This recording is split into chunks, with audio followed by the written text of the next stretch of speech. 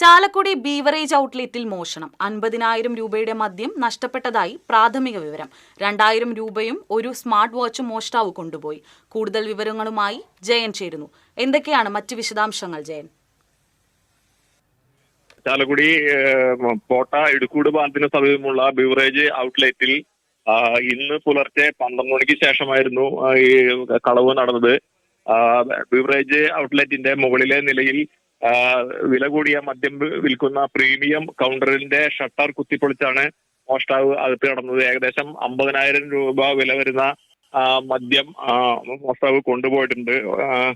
Gold label, മാഗുബൈ, Johnnie Walker തുടങ്ങിയ വിലയേറിയ മദ്യക്കുപ്പികളാണ് മോഷ്ടാവ് കൊണ്ടുപോയത്. ഇയാൾ അതിവിദഗ്ധമായിരുന്നു മോഷണം നടത്തിയത്. മുഖംമൂടി വെച്ച് അകത്ത് കിടന്ന മോഷ്ടാവ് 4 CCTV ക്യാമറകളിൽ 3 കേടുവരുത്തി. ഒരെണ്ണം മാത്രമേ പ്രവർത്തിച്ചിരുന്നുള്ളൂ. ഇതിൽ നിന്ന് കിട്ടിയ ഫുട്ടേജ് ആകട്ടെ വ്യക്തവുമല്ല. എങ്കിൽ പോലും ഏകദേശം രൂപം പോലീസിന് ലഭിച്ചിട്ടുണ്ട്. കഴിഞ്ഞ 2-3 മാസം മുമ്പും ഇവിടെ വിലയേറിയ മദ്യം മോഷണം പോയതിന് ഒരു പ്രതിയെ അറസ്റ്റ് ചെയ്തിരുന്നു. ഇയാളെ കേന്ദ്രീകരിച്ചപ്പോൾ പോലീസ് അന്വേഷണം ആരംഭിച്ചിട്ടുണ്ട്.